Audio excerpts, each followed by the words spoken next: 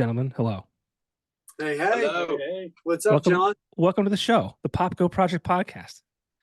We're excited to be here, buddy. Yeah, dude. I Hold on. can't. What is it? Are you monkeying with the iPad Pro? The Yeah, iPad we're Pro, good. right? iPad Pro. Thank you for mentioning that. Yeah, we're really proud of the pro part of that. Yeah. I joke. I joke that all musicians come prepared with good microphones. It's funny. My audio quality is typically better than every musician that I interview, Yeah. which is hilarious. That's What do you okay. got? SM7? Oh no, this is like the small version. This is like the baby version. Okay. I don't even know. My wife got it for me for Christmas. She's like, "Oh, I said I need to step it up. I need to step it up." Well, you sound freaking glorious, by the way. Fantastic. Yeah. That's the goal. So, What guys, do we sound like right now? Pretty distant. No, I mean, actually, for how far away you guys are, it still sounds pretty good. I've interviewed a lot of bands who have been, further away than you. I won't mention their names. They probably know who they are. It was difficult, but it is what it is. We're living in a time where, um, we live in an internet world, and it's fine. It's fine. Like I wouldn't be doing this with you guys if it wasn't for the internet. So thank you, and we should probably say who you guys are. Feels Like Fire, the band. Oh, we'll call it a new band, quote unquote new band. We'll get to that whole thing in a minute. But yeah, thanks for joining me across the internet on a Wednesday night at 9 p.m. Thanks for having us. Thanks for having us, John. So full disclosure. Pat, the drummer in this band, we go way back. This might be a reunion show for Pat and I. The last time he and I saw each other face to face was at my wedding, which was 9 years ago. And before that was at a beer fest, maybe 6 years prior to that. I was hammered at both occasions. And I think Pat was sober at both. So, it is what it is. But I mean, Pat and I used to live together way back in the day. I've followed. What's that? The party mansion. There were so many homies living in that building. Oh, dude, those are the days. Those were the days. Free Bridges days? Oh my God, yeah, it was before. This was when we were living in Kingston before I moved to Harrisburg. Okay. Yeah. How many apartments were in there? I think there was four. There was four in that one, but then there was like an auxiliary one that some random people kind of came and went, and those were the days, man. Pat lived downstairs at one point, and then he lived upstairs with me for a few months. And then the band he was in, I don't know if that fell apart, and then you kind of left, and we go way back. And I mean, I remember Pat, there's an apartment next to us that was vacant for the longest time, and Pat put his drum set in there and would practice. He would practice. Dude, like that guy would practice nonstop. I'm like, this guy is dedicated. And I love him. I love him. And yeah, just we go way back. That's awesome, man. Yeah. So I followed Pat forever. He's been in, he was in we'll get right into it. Like, so the current band Feels Like Fire was once called Bridges in a Bottle. And basically it's the same band minus one member. And I remember you guys back, it's like 2004. You guys came to Wilkes-Barre, PA. You play at the waterfront. Pat had you guys over at the apartments. I don't know if he was like, making you guys or making us listen to some of your tunes that weren't released yet, because Kevin was downstairs too. I have a really great memory. Kevin had a room with like tarantulas and ferrets. I don't know if you guys can remember that far back or not, but I remember it very, very well. And so that night you guys played at the waterfront, and I actually bought a CD. I had you guys sign it. I tried to find that CD in my CD collection, and I couldn't find it. I only gave myself like 15 minutes of time, and I couldn't find it. But I remember, oh, you guys are frozen. Hope you're come back. Okay, you're back. I remember. We're back? Yeah, you're back. You're back. I remember you guys, and I hear you guys, and I'm like, this fucking band is amazing. And I would, I'm biased because I mean, I will support anything Pat does, but like you guys were awesome.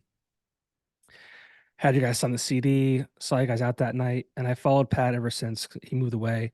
He was in the underwater. He's probably been on in some other random things that I don't know about. But just recently, maybe a week or two ago, I saw him share something on Instagram, and I'm like, "What is this?" So I hit the link, went to the song. I think it was "She's on Fire," Mhm. and the minute the vocals kicked in, I'm like, "That's the fucking guy from Bridges." Like, don't tell me like what is happening here. Yeah. He's like, "Yeah, actually, like we've been in touch for a long time. We still make music together. We decided to do a new project." I'm like, "This is amazing." I listened to some other tunes, and we'll get into those. My nipples got hard. Uh, that means it's good in my opinion, for what that's worth. I think that's a good That was the sign, goal. John. Yeah, Dude, man. it's I have this gift, and Pat will tell you, I think. He'll tell you that I have an ear for what sounds good. I couldn't tell you the technical stuff about it, um, or anything like that, but I can kind of like, oh, that song's good. Like push that song, or this is your next single, or whatever it might be. But with all that being said, feels like fire, new band, released a new album, or late January, and here we are. Hell yeah, man. That's right. Yeah, boy, what a long journey it's been since Bridges 2004, man. My You gotta- God. Yeah, I mean that takes it back a long time, and that's pretty much. Did you join Bridges in 2004? Oh yeah. It was right off the bat. It was right off the Yeah. bat. Auditioned and we started playing shows like, ugh. It was not long after. I think No. we had maybe like 2 or 3 rehearsals, and we were off and running. Yeah. Like, because you guys had stuff booked already, so like we were ready to go. Yeah, but I Those were mean, good times. I guess long story short, we did the whole Bridges thing. Late 2000s. That kind of fizzled out. That's a whole long story that maybe we'll get into. Maybe we won't. Couple years ago, we got together with my brother Adam, who was the other front guy in Bridges on a Bottom. We had 2 singers and songwriters, and we played a sort of reunion show for a buddy of ours whose dad passed away, J. Rob, who we all love. Yeah. Dad passed away, asked us to ask Bridges to do be a part of this reunion show, so we did it. We got together, played a show. It was freaking awesome. Felt great.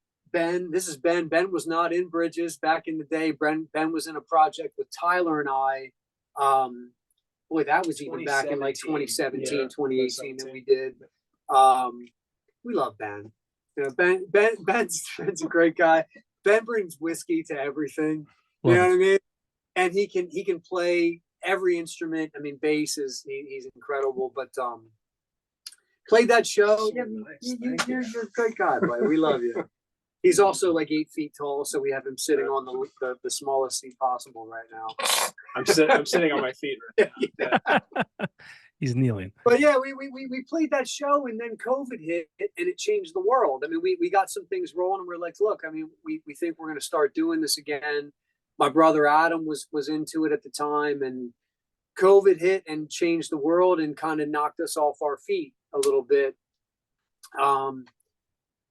Didn't do anything for a couple years. Fast forward to probably 2022, I guess, maybe something like that. And I called Tyler, and I'm like, "Look, man, it's time to make a record. I have all these songs that I want to bring to the table.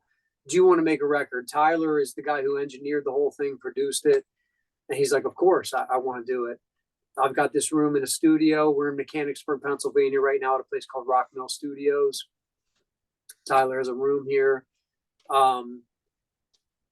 Got these guys on board. They came on board, said they wanted to do it. So we started recording this record, this Feels Like Fire record, in 2022. And it took us that whole time basically to get everything the way that we wanted to do it, to narrow song list down and get it all done to the point where we released it in January of this year.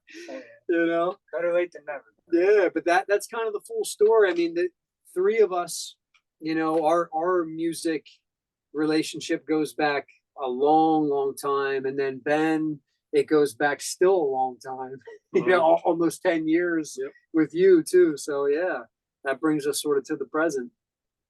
I love hearing that, because like obviously, being a band, as you guys know, is like a family. It's a relationship. It's sometimes people don't mix well. They kind of break up, and it's bad. It's a bad breakup, all that kind of stuff. And in fact, I had actually texted Pat earlier tonight, because I was like, where's the brother? What's he doing? Like, Mhm. because you guys are like, are you guys twins? No, we're not twins, man. But everybody thinks that. Okay, well, Yeah, you guys, I remember, I'm older than Adam is, but I remember we're back in twins. '04, you guys looked like very similar. Yeah. Obviously, you're brothers, that makes sense, but eerily similar, like you were twins. And I'm like, oh, I don't want to bring up the brother, like, God forbid there was inner turmoil with like actual family or band like, or something happened to him. Like, I don't want to bring it up and like it'd be weird, right? So I hit him up. I'm like, where's Adam? It's not weird at all. There's no like secret story to it. It's really Adam. Adam actually sang backup vocals on "She's on Fire," so he came in and he's helped us with some things. But you know, you progress in life a little bit. You get a little bit older, and like making a record is a big deal. It's a big consumes a lot of time. It's a big commitment, and Adam just is involved in other things right now and just wasn't able to commit the way that the four of us were able to commit. That's really the whole story to it. You know, if he called tomorrow and was like, I'm in, I have time, we would probably be like, he's in, feels like fire, you know. So yeah, I mean that's really the whole story behind it. No, that's great. I'm so glad you guys have been able to like continue working together over these years. Because like I said, back in '04, I was like, these guys are really great. And I was kind of sad to see it fizzle out.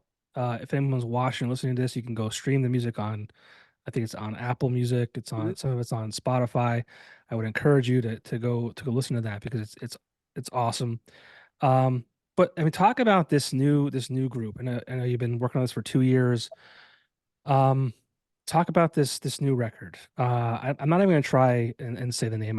You pronounced it for me before we started. And since then, I've been talking so much I've forgotten how to say it.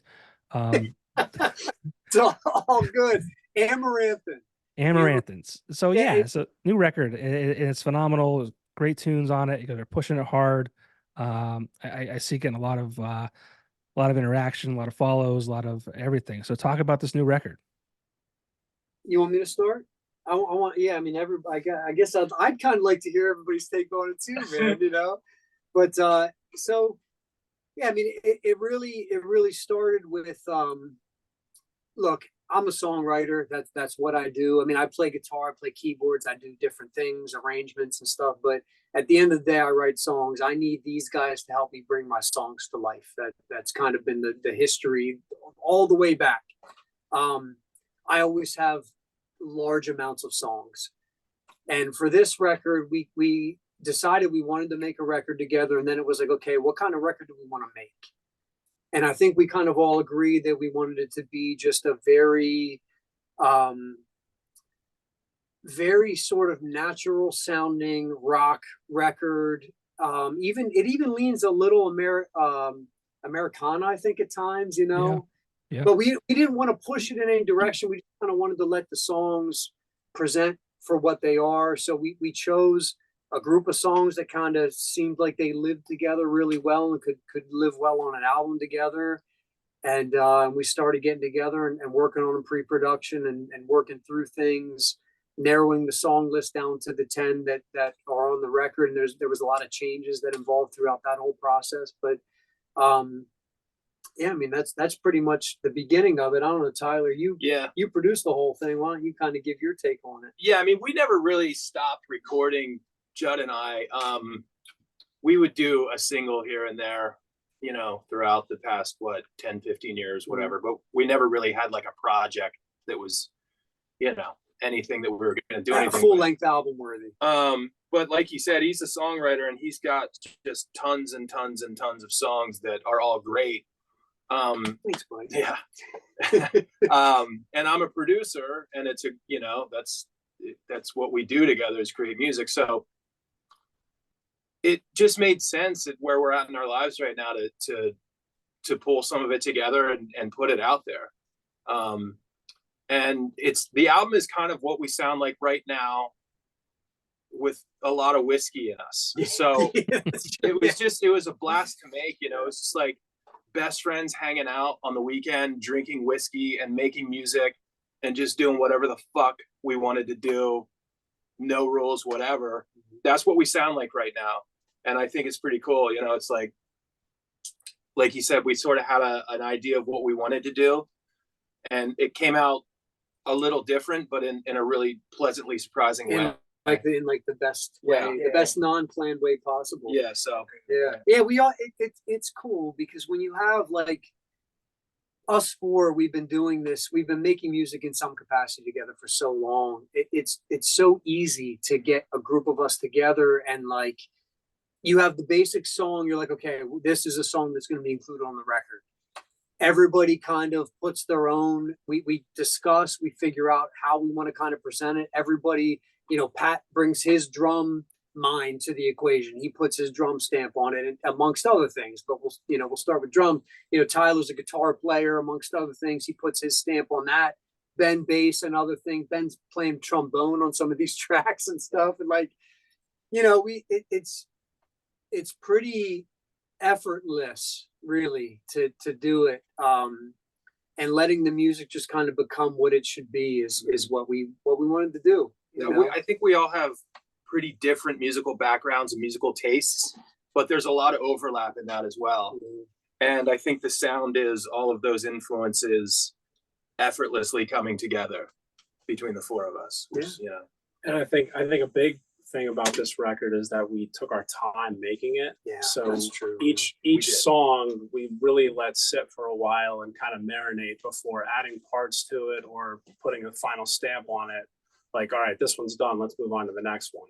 So everything was kind of evolving as we were making the record because we were constantly kind of listening to each song and kind of crafting it and changing it until everybody was happy with the way it sounded. Yeah, John, if anybody could hear the overall amount of tracks that we actually recorded that didn't make it on the record, it'd be pretty interesting for people to hear that because we tried.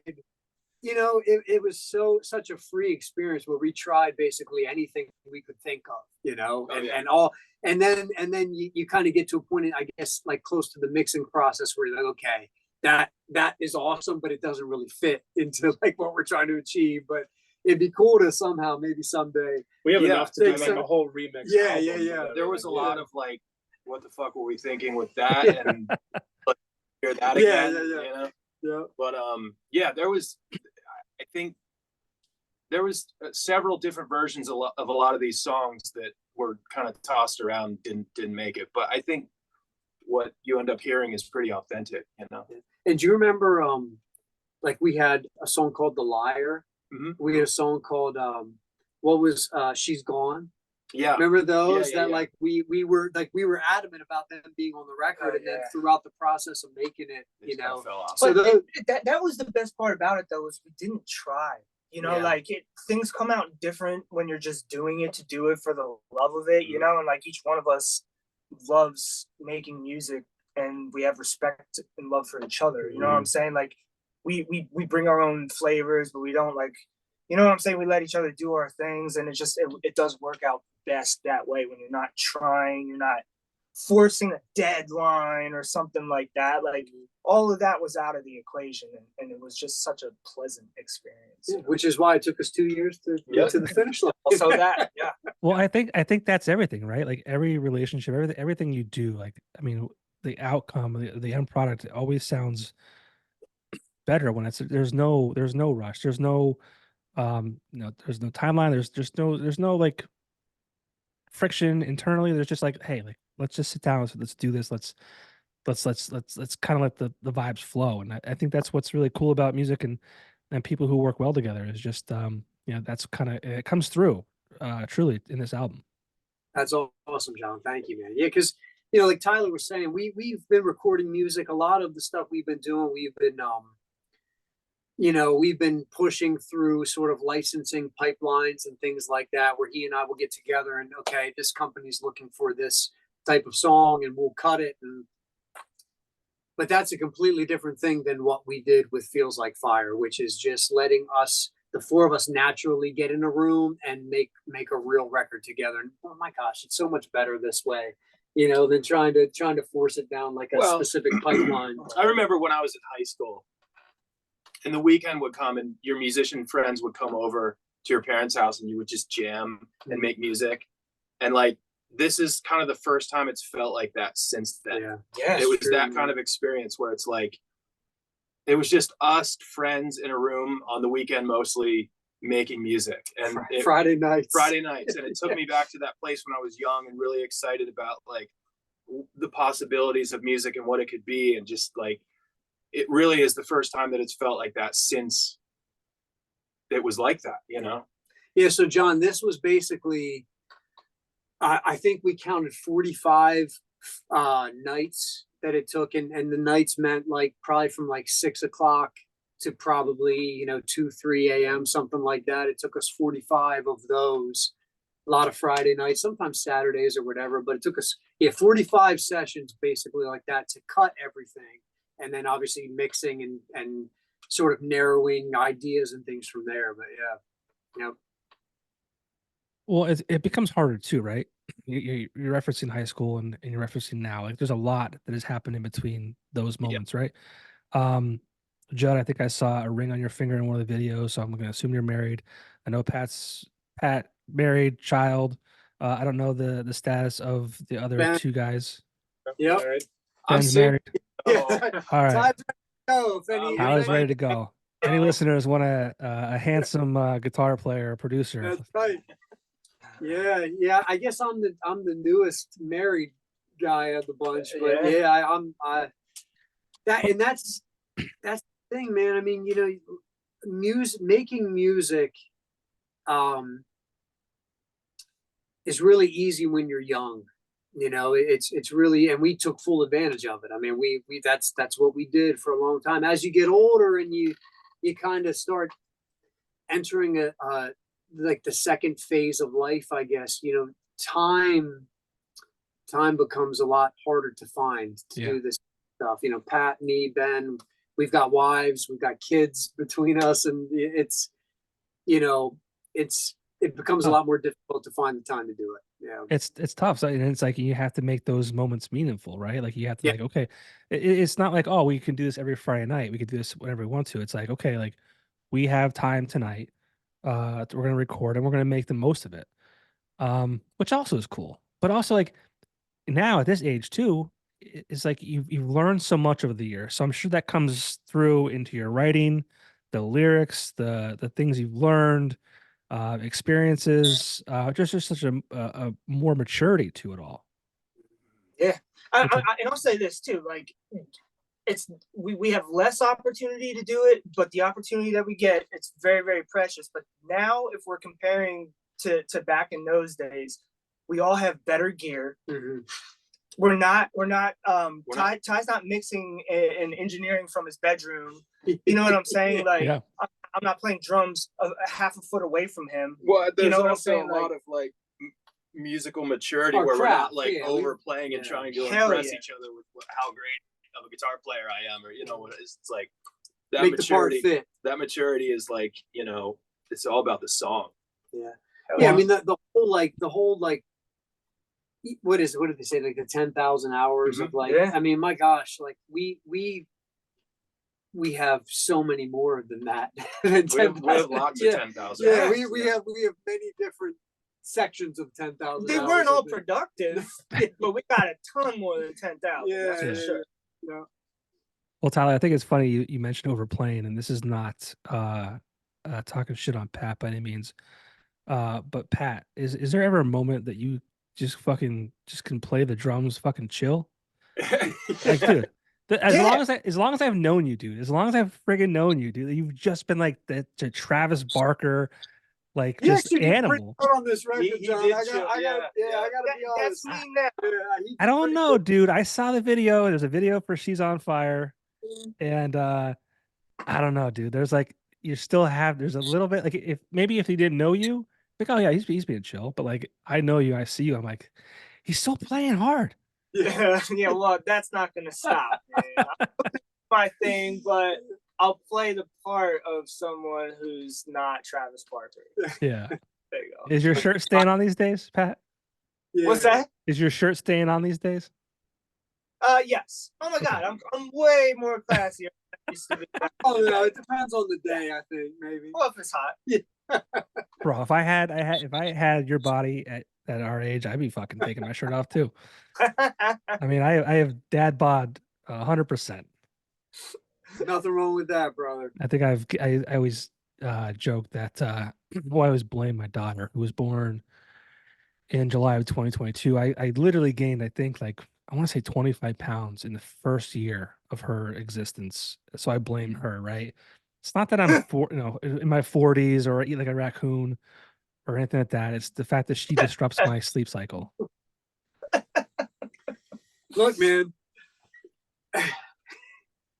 As you get older, it becomes a completely different freaking thing, man. Stay, when you're young in your 20s, I mean, all of Bridges in a Bottle was 20s, young 20s into like mid to maybe later 20s.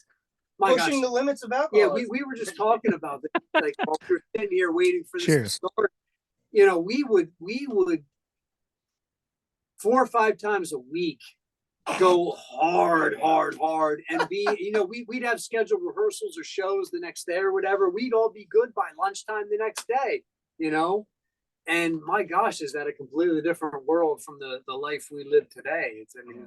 But yeah, life changed. The funny thing is you guys have aged like a fine wine, and this is I'm not hitting on you guys by any means. Happily married, 2 children, but all of you were handsome back then. Like early 2000s, long hair, like looking chill, like looking vests, all that kind of stuff. Like these guys are handsome, right? Yeah. Now I'm like, you guys got better looking as you got on. Like you're great musicians. You look good. It's like how is this happening? What is happening? Dude, music is the fountain of Yeah, I youth, think it man. is Come music. on, dude. Yeah. It's the fact. Like yeah. Honestly, though, that is. I honestly believe that, but I think about this sometimes, and when you're now, I'm not as deeply involved in music day to day as I was back then. Not even close. Mm-hmm. But back in those days, it's like you almost enter a black hole, and you just go at the speed of freaking light, and you're just so tunnel focused, and music is what you do every single day. And I think, like, don't they say that like the quicker you move, that the like relative to, slower. yeah, I mean, I think it's a real thing, man. I mean, we took a good 10 years in our 20s and just moved at the speed of light, didn't really pay attention to the rest of the world around us. And I think That's a good I point. think that's the fountain of youth, man. I do. You're supposed to, though. That's how it's supposed to be. Yeah. But I appreciate you saying that. Yeah, thanks for the compliment. Needed that. Yeah. Well, I'm gonna come in with this, Judd. I hope you don't take offense to it. No. I'm like, Judd looks like somebody. Who have you been told they look like? Have you recently been told anything? Let me think. The latest. I was told recently that I look like who told me recently I look like the guy from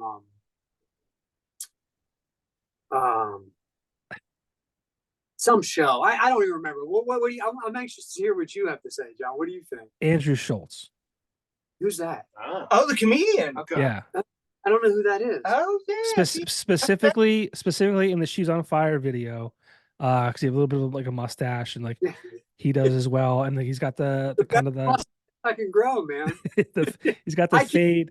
Got right there, John. I can't do it, bro. I mean, Pat leveled up with his beard. Yeah, he's got a good beard game. Right. I never did the beard. He never did the beard. As long as I knew him before when he moved away, like before that, he was always clean shaven. He leveled up with. I mean, the beard is where it's at. I mean, what I mean, come on. If I could do it, dude, I'd do it. I can't. I got mustache and some chin, and he that's hasn't shaved in like a month. Yeah. I mean, my wife is an 11, and I didn't get it by my chiseled abs. It was the beard. It was the beard. It was the beard. Yeah. What's this dude's name again? Andrew Schultz. Andrew Schultz. Okay, Andrew Schultz. I know who it is. I just don't recognize. Oh, I can see it now. That you say that. Okay. It's not an insult by any means. He's hilarious, handsome guy.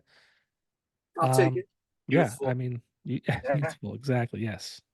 So he's got those high water capri pants Mhm. that are popular Mhm. on now. Oh, Very, very funny. He's like one of the top comedians on the planet right now. Yep. okay. Okay. Yeah, he runs in the same circle as like, Joe Rogan and Tom Segura and Bert Kreischer and all those guys. Nice, man. Hilarious dude. You should go as him for Halloween. You would have to do nothing. Maybe I will. I There you would never let Judd do that to his head. That hard line, look, Andrew Yeah, that's not- Schultz is hilarious. He has your exact haircut, except from here down is a hard line. Like Yeah, it's it's bad. It's not good. it's skin. It's like from hair to skin. I'm a It's fade. weird. Okay. Who fade. wouldn't be nowadays? It's great. No, Judd, your hair is phenomenal. Do not do the Andrew Schultz, but I mean, whatever. Thanks, man. It's very strange. Yeah, it's very strange. But he's hilarious and he's funny and he has things on Netflix you can watch. But talk about some of these songs on this new record. It's funny that you mentioned too, like I don't know if you said you had not alternative versions or maybe you said you had extra songs or whatever. I was texting Pat, like there's like so much room to take some of these songs, not to different levels, because I think they're all really fantastic, but like maybe just alternate versions of them. But talk about some of these songs, like I said earlier, there's She's on Fire, I think is that the lead single off that? It just kind of became, yeah. And the funny thing about that song is we didn't cut that until we were up like 90% done with the record. Correct. And we actually put this one in place of another one that we thought was going to be one of the 10. And it just kind of became the song that people kind of latched onto. So we were like, okay, I guess that's the first single off the record. All right, so real quick, I told this to Pat as well. We've been texting like maniacs for the past like 4 or 5 days, ever since the song or the album. Well, ever since he shared that on Instagram, because I had no idea. I was actually upset. I'm like, how do I not know that you are releasing new music? Like, what's going on? So I have a recommendation. I think this is gonna take you guys to new levels, right? So when you guys start playing shows, She's on Fire, Uptown Girl, right? When you sing, She Must Be From Uptown, right? So like you say it like a bunch of times initially. So maybe like halfway through the song, you change the word uptown to the city that you're in, Fucking brilliant, man. right? Yeah, That's the move. It has to be a 2-syllable move. city. Mhm. Boston, Austin. Can you know here? So I had this whole picture in my head, right? So, Judd, the handsome guy that he is, I understand he's married. This is not an attempt to have him connect with anybody else.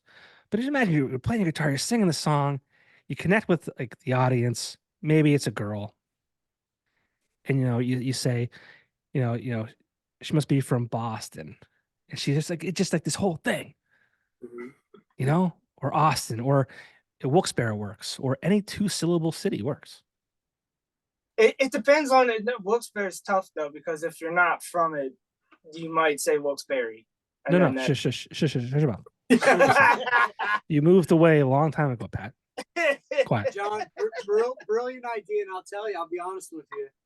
Pat, right after your guys' conversation, he brought that up to me, and it's a brilliant idea. And look, man, that's one of those things that we're so excited to get into. That's like when we start playing shows, which we will. We haven't yet.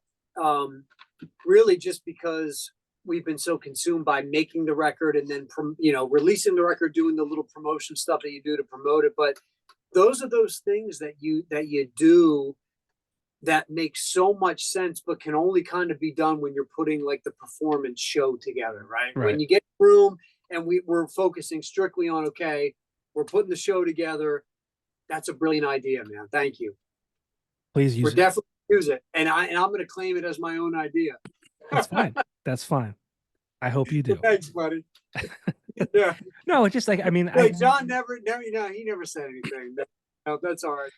Before the song starts, you get on stage and like, listen, this idea, it ruined the whole thing, you know. But no, they just like Popko never said this at all. the This way is just the way it connects with the audience, right? I mean, like I always have these like, I'm not a musician, which I hate the fact that I can't perform anything. And at this age now, everyone's like, "Oh, it's never too late." I'm like, no, it's fucking too late, dude. I'm 41 years old. I've got a full-time job. I've got two right now, kids, though. a wife that I actually You're enjoy great. talking to. You know, it's just not in the cards to learn something new. But so I see these things, I hear these things, I'm like, this would be amazing. Like just, and I think that song has like could lend itself to be like full electric, like big drums, like real like big guitars. Again, the way it is now is awesome. But just like there's just like so much potential in this music, and I think that's what makes, you know, when songs are good like this, you know, there's room for those twists.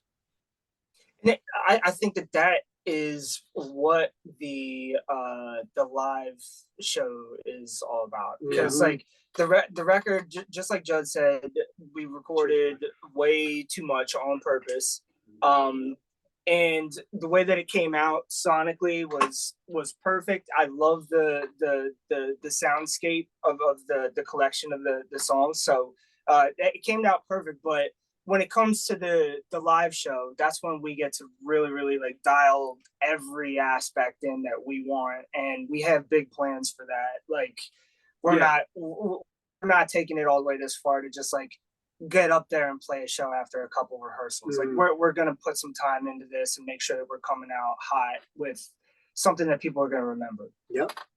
Well, you gotta really start to evolve when you start playing them live. That's when they start taking on a different personality and you start to figure them out a little bit better. And that's going to be really fun. Yeah, for sure. Well, I mean, you got to come to Wilkes-Barre, not Wilkes-Barre, Wilkes-Barre, Scranton works. And I'm thinking of cities with 2 syllables. Pittsburgh. No, I'm saying where I am from, like close to where I'm. Pittston. We do Pittston. You know what? Philly doesn't work. Wait, is the staircase still in Pittston? Bro, it's been long gone. It's like a gun shop now. We'll tell them to bring back the staircase. I know. I'm trying to think of what else. I mean, what size venues are you thinking about playing? I mean, I got connections. I remember Pat. Like he's like, "Oh, we're coming through town." Like blah blah blah. Like, is there anywhere we can play coming through? I'm like, "Oh, well, I'll see." But like, the landscape has changed. I'm sure I could find somewhere to play. Oh, we'll be talking, dude. Wilkes-Barre, Pittston. Pittston wouldn't sound as nice though. She must be from Pittston. That doesn't sound nice. Yeah, but you know what? If we were there, we would do it, and it would work. Doesn't matter. It would work. They would go nuts. They would go nuts. Work. Like the basic idea is brilliant, and I love it, man. The girls are throwing bras. The guys are like, "Yeah, that's where I'm from." In fact, I gotta say this: Tyler's first show in the band. Tyler's first show was what college did we play? Yeah, his first show with Bridges. So I'm going back, but I'm only saying this because you brought up about throwing bras. Was it Lycoming or Lee? No, Lafayette. Lafayette. We played the quad at Lafayette for Tyler's first show. Yeah. So like, talk about first impressions. We roll up to like, they already put this big ass stage with a big ass sound system, and like his first show, there's all these people like, "Let's go!" And brawls and panties being thrown. It was every quintessential cliche. Like it was everything, all that. Yeah.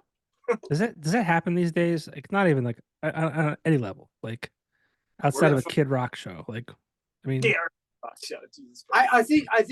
think it can. You know, I think it can, and we'll find out real quick. But I hope so. Look, man, live music does something to the freaking ladies, man. I don't know. You got alcohol and you know the band on stage. I think it probably still happens today. Well, I mean, I love live shows, right? I don't care for when bands like release live albums like on like CD or record or whatever. I just don't like. I don't want to listen to to music like that unless I'm like literally live in the moment.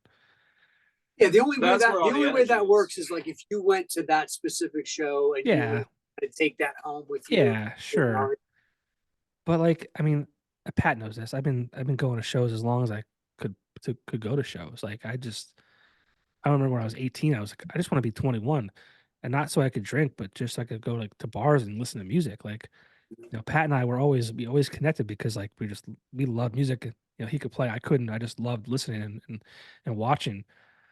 Um, but like it's such a different world now. I don't even know what kids do these days as far as like, what drags them out of their homes. And like we can go down a different rabbit hole, which I don't want to do to you guys right now because we'll be here till fucking 1 o'clock in the morning. But like, and we talked about COVID before too. It's like I feel like the whole entire world in general was kind of like, I don't know if it was at its peak or just like almost at its peak, right? And then that happened and it just really took the air out of the balloon and like just destroyed so much. Mhm. And live entertainment, musicians, people in the gig world in general, and service industry, hotels, restaurants, all that thing. What a terrible. And I think there was some positives that came out of it too. I don't want to say it was all shit. Um, but like as musicians, how did you guys feel at that moment when things are like, the world's closing down, you guys are musicians, maybe not as active as you once were, but like your not livelihood at that moment maybe, but like this thing that you love to do is gone. Like, how did you Well, feel? I can speak specifically for us at that moment in time. We were actively rehearsing because we had played a show. We were actively rehearsing to try to put back, and we were going to bring back Bridges, basically Bridges on a bottle at that point. And that totally just chopped our legs out from underneath us. And yeah, I mean, what a change in the world that brought. I think that was kind of the main catalyst, and then you have a just kind of a new world with a different kids nowadays. I feel bad for them because I think a lot of them don't even realize the magic that happens when you go out and you see. I'm not even talking about going to see some band that sells millions of copies of their record, just going to your local music place that probably doesn't even exist anymore in most cities and towns and did 10, 15 years ago. What a magical thing that is, though, to go see live music. It's not easy to do anymore, and it's tragic. Yeah. Really, it's freaking tragic, man. I feel like it has to come back around. Yeah, And I'm sure it will. Well, yeah. It will. I mean, but the thing is like we're gonna have to keep fighting the fight. Like Right. people aren't out unless there's constantly good music to go see. Right.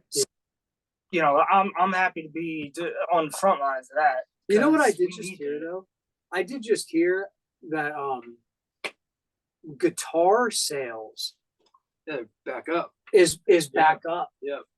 Like from a long sort of stagnant low to now like increasing at big numbers. So everything's what is like the pendulum theory, Yeah. man. Everything's cyclical and like Cyclical, yeah. Right. Sick of the how same how thing can after- how can like real music being played by real people not come back around and not excite people?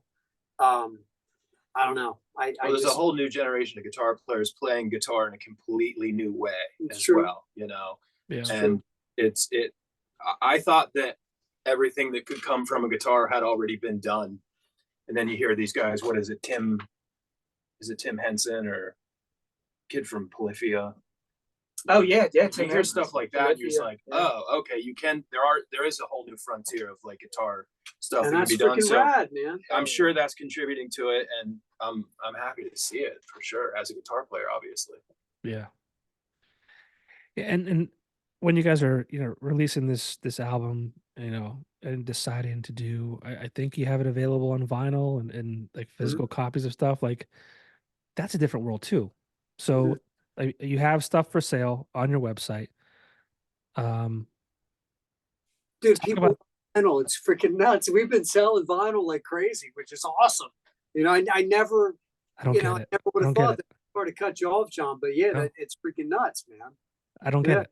I hate it. You hate vinyl? It's stupid. Yeah, well, people, yeah, I don't have a record player, but like people are buying the album in vinyl. So I mean, it's all good to me. No, I'm you know? I'm glad for you guys. Like, but I'm like, this is dumb. Like, this is like some fad. Like, Yeah. I went out and bought a stupid record player. Um, I don't think maybe I listened to it once. It was when my kid was born, my son. So this is looking, we're talking 6 years ago, and it's not a good record player by any means. You put the record on there and it plays out of the stupid speakers in the bottom of it. Like, Yeah. it's just like, oh, like oh, we'll take a picture with a vinyl record for Instagram. Like, look at me, look at us assholes. But That's like, what it is. yeah, it's like these hipsters and like the craft beer, and I love craft beer. But like, it doesn't sound better, in my opinion. No, it doesn't sound better, man. It sounds fucking terrible. Let's call It it. does, especially like what you said. You went out and you bought like, a shitty record player just to be able to play some vinyl.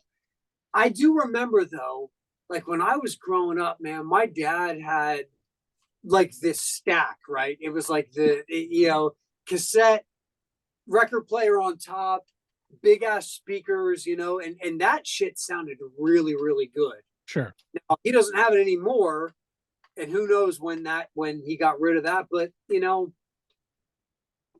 at the same time, though, I didn't really have. You didn't have an ear. I didn't have anything to compare it with at loud. the time. That's Like, true. wow, Yeah. this is loud. It sounds Yeah. great. But No. look, ultimately, here's the cool thing about vinyl today, John. Nobody buys music anymore, right? People subscribe for $10 a month. They listen to whatever they want. It's cool to at least be able to sell like a physical product. Yes. Like it's at least cool that there's a demand for a physical something that you can give somebody that is yours that they can hold, and that's why I like it. Yeah, and I won't shit on it completely because I still like up until like I want to say probably 3 or 4 years ago, I was literally still going to our local gallery. It's called Gallery of Sound, Joe Nardone's Gallery of Sound, buying CDs. Mm-hmm. The reason I couldn't find your CD that I bought back in 04 that you guys signed was because I have a pretty good CD collection. Like towards the end there though, like I would literally I was spending easily $200 a month, and I'm like, this is just not financially responsible. I would go in just without any purpose. I'm just gonna go in there. I'm gonna flip through the used section, or I might just buy something based on the cover image or whatever it might be. I'm spending $200 a month. My kid was just born. I'm like, this is financially irresponsible. And even back then when I was buying CDs, I would buy them and I still have them. They're in my collection. They're unwrapped. Mm-hmm. Yeah, they're unwrapped because I started listening to like Spotify and things like that. But like even before that, I would buy CDs. I would put them on my computer, rip them, and put it on my iPod. And I had one of those big, the classic iPods. There was 164 gigs. So I could fit thousands upon thousands of songs because I still wanted to support the musicians, buy the records, buy the CDs, and things like that. But I got to a point where I'm like, this is just terrible. Like I just can't. I can't. It's like feed my kids or buy CDs. And it's like this doesn't make sense. Yeah. But when I'm out, Unfortunately, kids, man, when I'm out though, like I try, like I'll try and buy a T-shirt or a CD or something because I still want to support, musicians because I think it's so important. Yeah, But, that's true. That's true. so I appreciate that. Yeah, but that's the thing. It's like, look, I mean, even back in the late 2000s with Bridges, that's when everything changed and became digitalized, and the product, record companies were scrambling as to, okay, how do we make money because we can't sell a physical product anymore, so music has changed, and you kind of have to just anymore make music because you love to make it, and your music can be used as sort of an avenue to connect with people, for people to get to know you, but you're not going to make a lot, no matter how great you are, you're not going to make a lot of money on your music itself. Right. You know? So in this new digital age, unfortunately, we're all getting older. I'm not sure of your ages. I know how old Pat is roughly. We grew up with CDs, and or even cassettes when I was younger. Cassettes, CDs. We saw the resurgence of vinyl, but like, how do you guys feel about as musicians?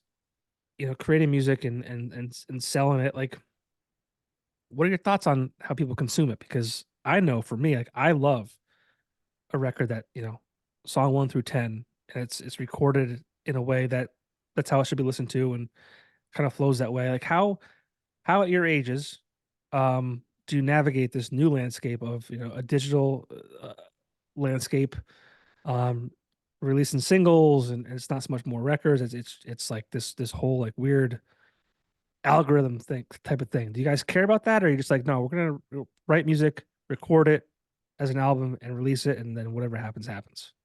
Well, I'll start, and then I think it's a really good question, man. I want to hear everybody's sort of take on that, but that's how we did this one. Is we didn't care. We know all that, right?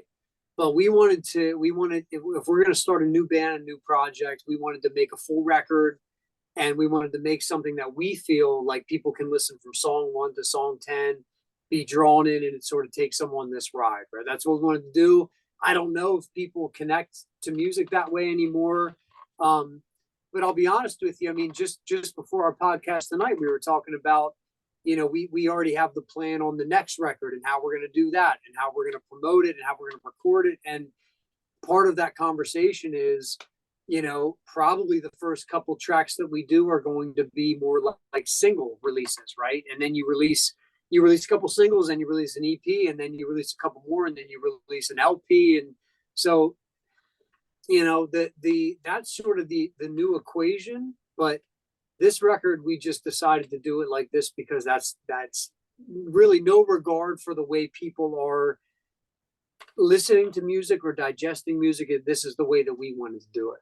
So who wants to go next? I mean, we all grew up in the album era, and I love albums. It's like it's a piece of work, and it's like a piece of art. And but that's not how the audience is consuming music. And people just don't have the attention span for it anymore. The attention span is gone. I mean, as a producer, I do mostly singles for people, some EPs. I rarely do albums. I wanted to do an album here, and it was everything I thought it would be, but unfortunately that's just not. I wish albums were the thing, that people understood an album, but I don't know if it's that they don't understand it or they just don't have the attention span for it, but it's not, as of right now, that's not how people are consuming music. Yeah, I'll add to that, just that you want your product to be absorbed by as many people as possible. You want to share it, but you also want to stay relevant, and staying relevant now means constantly pushing more product. Mm-hmm. So And that's content. Single content, that's the balancing content, act content, that we're in. yeah. It's like, we want to make an album, we want to do like this epic album, but at the same time, like, we got to stay relevant. And also, man, it costs let's be honest, it costs a lot of money to make a record, even though, Tyler's in the band, he's doing it, but like the cost to have it professionally mixed and mastered, and the cost to get it into vinyl and the merch and the distribution, and whatever you do, it costs a lot of money. So it's like, the singles route probably makes more financial sense, but we still wanted to do it this way. What do you think, brother? I like coming out with an album, there was no other option. Yeah, we knew we always wanted to do, all of us, and we did. Yeah, and I wholeheartedly agree with that. Like, I'm an album guy myself. I prefer that musicians create bodies of work like that with that in mind, rather than just throwing 10 songs or 12 songs together. And I appreciate that. I do think that there's not as large of an audience for it as there used to be, but there still is an audience out there. So I kind of like that we have that option. Obviously, that option's still there, but we also have the option that, like, if we're gonna start working on our next project and we got these first 2 songs that are hot and pretty much done, I like that we have the ability to put them out there, you know, and have people be like, you know, that's kind of normal for them. Like they're gonna be in and out anyway. So like, if we have new material, why wait? You know, and if you do want to wait, do that intentionally. Have, you know, a handful of songs that are, you know, the single route, the EP route, and then save the stuff that fits the body of work that you're creating. It's cool to have that option. It sucks that albums aren't as alive as they used to be, but I think it's cool to have the option. Yeah, we're trying to figure it out, man. We have the whole next album already written, so we'll figure out how we're gonna do it. You know, whatever makes the most sense, we'll do it that way, man. Yeah, I think they call it like a waterfall now. So you just release single after single, but like it's there's pros and cons, right? There's pros, you know, that you can release a single every 6 weeks or whatever the cycle might be. Maybe the song is not received well by your audience. It's gone. Hear the new song, and they love it. Like there's pros and cons, right? But I mean, we're of the old school generation where like that's how we bought music. That's how we consumed it. We were forced to. It's like, here's a CD. Like, yeah, you can skip it, but here's a record. Listen through, you know, 1 through 4, flip it over, whatever. It's you know, obviously times change, things change, and we can't be those. Obviously, we're not boomers, but we can't be those guys shaking the stick in the air saying like, "Oh, back in my day, this is how we." Right. We have to adapt. We gotta kind of go with the flow. But I'm really happy you guys, you know, did what you did. And there's also, you know, you're releasing an album, but you're also releasing content. I think you have a single for She's on Fire, right? And you have some other videos as well, kind of like available or on the way. What we basically decided to do is, like, we're going to release the record, but we're going to basically release little videos, little snippets of other songs on the record. And that's how we're going to kind of utilize social media and stuff and give people some of it's behind the scenes of making the record. Some of it's just little things that we did. But yeah, I mean, our content is really just kind of like little video pieces of the overall project itself. And then the She's on Fire thing, like, we just basically went to a place called the Forum right in Harrisburg, where it's kind of like our central location. We had a contact, a buddy of ours that kind of, what does he run the place or works there or something? Yeah, he helps manage the symphony, and that's where the Harrisburg Symphony plays. So yeah, we had that connect there, and I mean, obviously, you can see in the video, it's gorgeous. Yeah, beautiful. But that was literally just like, okay, we're just gonna make a little kind of performance thing, but that ended up being kind of like a more of a full sort of video. So we put that out there. But that, you know, our I guess our equation has kind of just been like release little content with some of the other songs sort of around She's on Fire as the main single so far. And then we have a plan for what we think is going to be the second single off the record, and we hooked up with a music PR company out of England. Actually, we talked to a bunch of different ones, but we chose one from England because in the UK they still value band. I mean, bands are still a thing, so it was really important to us to kind of choose somebody that felt the same way that we do about stuff, and they've been helping us kind of connect some dots and things. And so yeah, the She's on Fire thing, we're on like a 6-week plan with that, and then we're going to move on to the next one, whatever we choose, and do another round with that, and just kind of keep going, man, and record little content videos in the meantime. Very cool. Let me listen to the album again, and I want to pick the second single and see if it matches with the, you know, what you have on deck. Yeah, man, let's hear it. Yeah. So. Oh, you didn't? Yeah, you said no. Let me do it again. Let me listen again, because I've got songs. I have songs that my nipples got hard over. Like I said. Yeah. So let me give it another. What made the nipples hard? Yeah, dude? Come on, you know. I didn't tell you. I'm sorry. It doesn't have to. Don't think in terms of single. Just tell us in terms of what Oh. made you feel that way. Firestorm. She's Okay. on fire. Yep. Was there another one? I mean, honestly, it's stuff that you've kind of like teased already. Like it's, you know, we have to give you an opportunity to dive in though, because I remember from the days in the apartment, this was one of your favorite things to do. Like, yes, we would be wasted long after everyone else had dispersed for the night, talking about records that are out and picking what the singles should have been, where they fucked up, you know, what the next one might be like. And that was one of your favorite things to do. I remember that. So I'll be curious. Or I try and call it. I'd be like, yeah, this is the next one. I'd be right a lot. Well, Yeah. I want to hear it because we'll All see. We'll bounce it off what we think and what our PR company thinks, and we'll see what's up, man. Yeah, our company's got nothing on me, bro. Yeah. But it's funny, man. Those meetings, because of like the time difference. Yeah, Like the meetings for us are early in the morning, and for them Yep. it's like later in the day, you know. And it's funny. But I think we made the best choice. They get us. They know.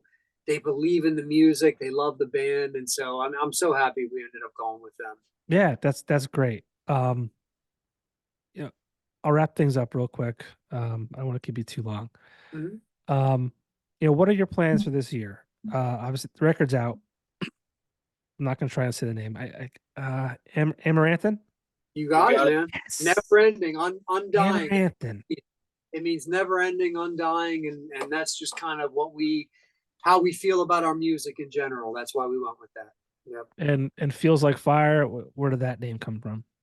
Feels like fire is just so it started as kind of, we went through a bunch of different names. We had our list, you know, we did the normal band thing where it's like, what do you feel about this? What do you feel about this? But feels like fire is really the way that I feel when I get together with these guys and we play music. To me, it just feels like fire, and the name is like that. That's our band name, you know. So that's what we Sweet. want. Yeah. And what are your plans for 2024? I mean, it's early. It's let's say what's February? Recording February 28th. This will come out like mid-March. Any big plans for 2024 you can share? Yeah. So definitely, I think our plans for 2024 are basically going to be a couple singles off the record, keep promoting it, late spring, summer, start playing some shows, do that whole thing. And then we're going to get right back in the studio and start recording some more. Because like I said, we have 25 songs that are written, ready for the next record that we're going to kind of consolidate down to what, you know, another full length record amount, and then figure out how we're going to promote it, whether we're going to release singles or whatever. But it's going to be a big year for Feels Like Fire. We're going to just continue on, keep doing what we're doing, and keep promoting Amaranthine, man. Hell yeah. Yeah. Well, where can people find you at? feelslikefire.music.com is probably the best hub.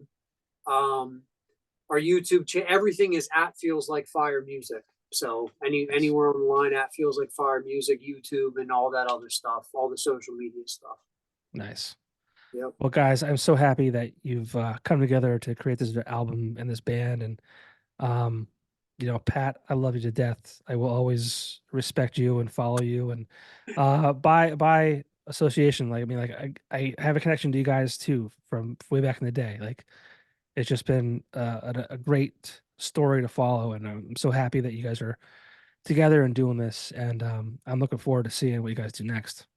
Appreciate that Thank so you, man. much. Thank you. Yeah, and look, John, thank you for just being a lover of all things music and doing your podcast, man. We're really happy to be here with you tonight. Thanks for taking the time for us, man. Thank you so much. I appreciate the time, and hopefully I'll see you guys soon. I really do. I think we can set something up. We got to set it up in a 2-syllable city. Yeah, we will. And we should look, we're talking about 2024. Let's follow up in like 6 months or something. We'll see where we're at, man. Hell yeah. All right. Feels Like Fire. Thank you so much.